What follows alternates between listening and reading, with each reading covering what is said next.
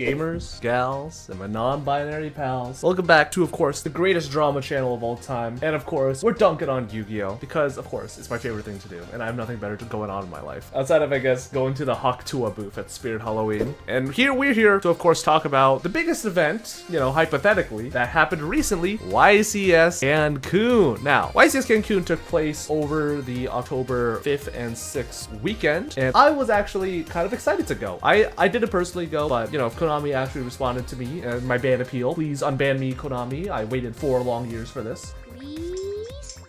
I just don't think you're ready yet. YCS Cancun would have been a really nice location. It's in Mexico, the culture's great, the food's great, the language is great, the location's amazing. But unfortunately, there's one thing that wasn't that great at Cancun, and that's the Yu-Gi-Oh! Trading card game. You got Barrett Keys saying YCS Cancun, round 3. This room was full as fuck last year, and you could definitely tell literally nobody came. It was actually a fucking national travesty. Well, a lot of people are just not really having fun this format. Yu-Gi-Oh!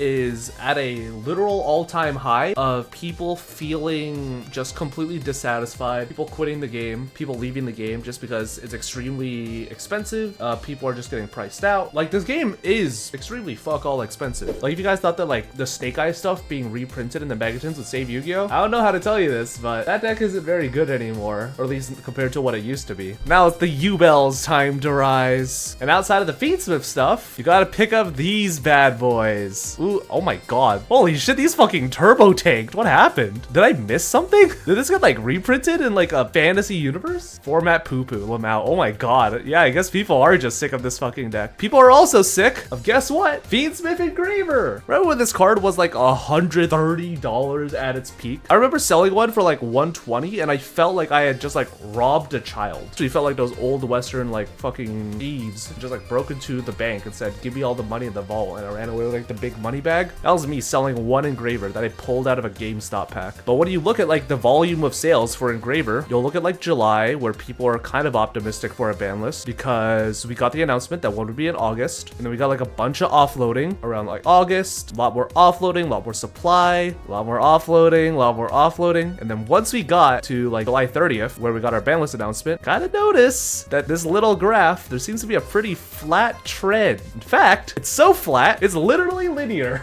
The fact that Fiendsmith Engraver, a card that is not going to be banned for like the next 2 to 3 months, or limited, or hit in any capacity, like this card is going to be definitely sticking around. Like they literally just printed support for it in Rhoda, in White Woman Lacrima and the Link 3. September 21st, no sales. 22nd, no sales. 3rd, no sales. 4th, no sales. 5th, no sales. 6th, no sales. 7th, 8th, 9th, 30th, 1, 2, 3, 4, 5, 6, 7. Well, it's the 7th while we're filming it, so I can't go up to 8. But you guys get the idea. This cards are like at an all-time low in the sense where people are just offloading their cards because people are sick of the format. There's no good way to say it outside of just people are sick of Yu-Gi-Oh! People are sick of Konami's practices. And it's a very frustrating time to be a Yu-Gi-Oh! Player because overall, like, why would people play a game that not only doesn't respect you, but doesn't reward you, either on like an emotional aspect or like a monetary aspect? Like, people are gonna be like, oh, well, this format has some skill, blah, blah, blah, blah, blah. And like, sure, like in like Yubel mirrors, like it might be like kind of interesting to play engine versus engine, but at the same time, have like Tenpai, which is like the most frustrating deck to have ever done it. The format has skill, but just can't afford to play. I don't even think it's that. As soon as we got like the Fiendsmith stuff, we've entered like a new era of just like, all right, I guess this is now just like the most oppressive combo deck of all time with disgusting amounts of recovery now because of Nightmare Throne as well as Phantom of Yubel just being like this infinite cycle machine. What about Thrust? Ooh,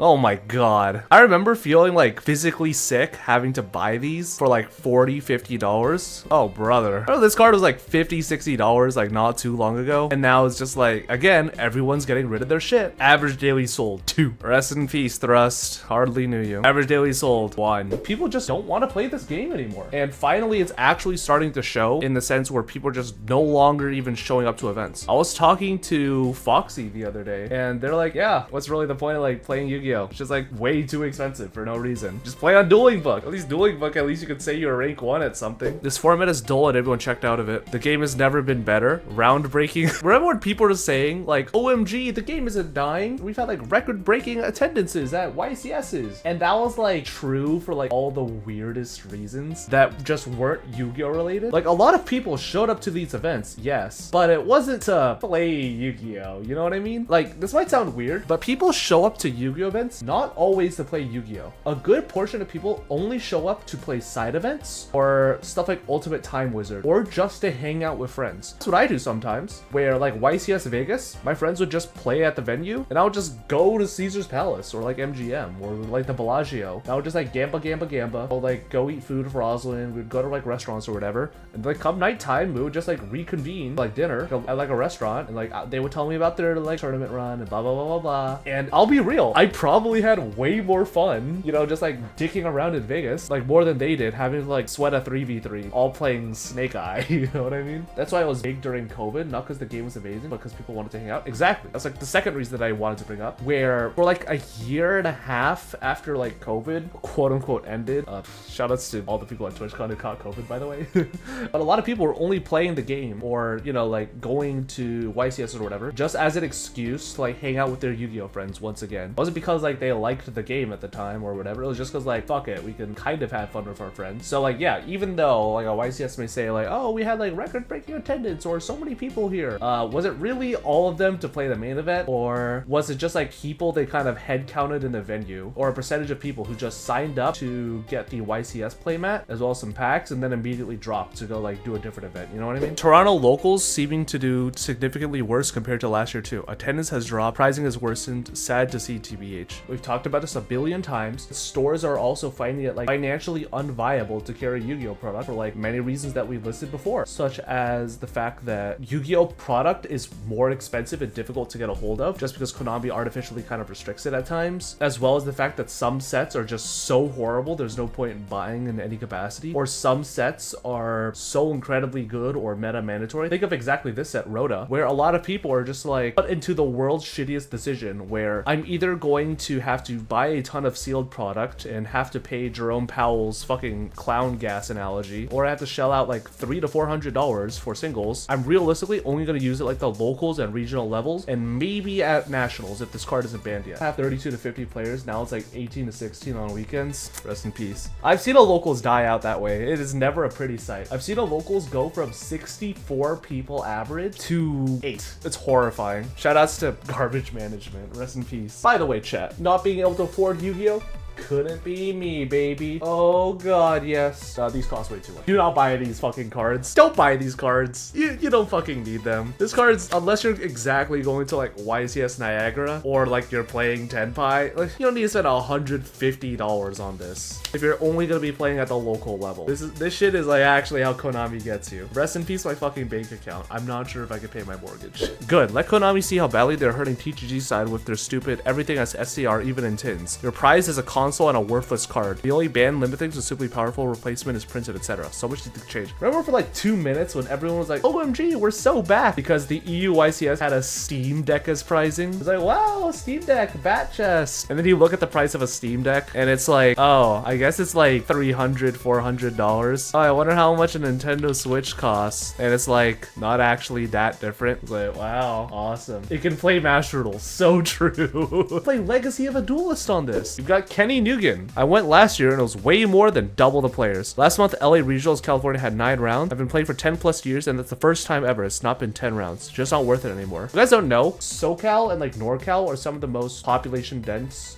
cities of Yu-Gi-Oh players, like right around like Philly and Florida and like New York and etc. And California is one of those places where in like a random regional in San Jose will just randomly go to like 9 or 10 rounds for like no good reason because it just got so many players. And now people aren't really that interested anymore. Locals everywhere declined heavily already. YCS Bologna might be even 1,700 or less players. Big changes or consequences. First of all, that's a huge thing because YCS Bologna is one of the only EU YCSs that we're getting this year, or for the rest of the year, honestly. And secondly, shout out to Dinka fam with going to like the Disney Lorcana Cup Seattle in his profile. But third, like locals attendance is also suffering. You may say like local changes and blah blah blah blah blah, but the big thing in my eyes was the road to Rota sneak peek event, where when it comes to like almost any meta-defining sneak peek, think of how packed your Age of Overlord sneak peek was. Think of how packed your Phantom Nightmare sneak peek was. And then my friends went to the Rota sneak peek, and there was like 15 people there. It almost felt like a why are we doing this moment. It literally felt like there wasn't really a point to even going to locals anymore, because just everyone was just so mentally checked out of the format. It was just like, what's the point? Rota sneak didn't even launch at my locals. Yeah, some locals don't even qualify for sneaks anymore because they don't get the required attendance or don't run enough events in order for Konami to be like, all right, we will qualify you for the sneak peek. If you think just like being an OTS automatically allows you to like qualify for like ABC, like Konami, you think you're dead wrong, because certain events like sneak peeks and Yu-Gi-Oh Day and etc., they only allow that to stores that reach certain attendance and tournament output thresholds. And if you don't meet those, you might as well just not even have an OTS.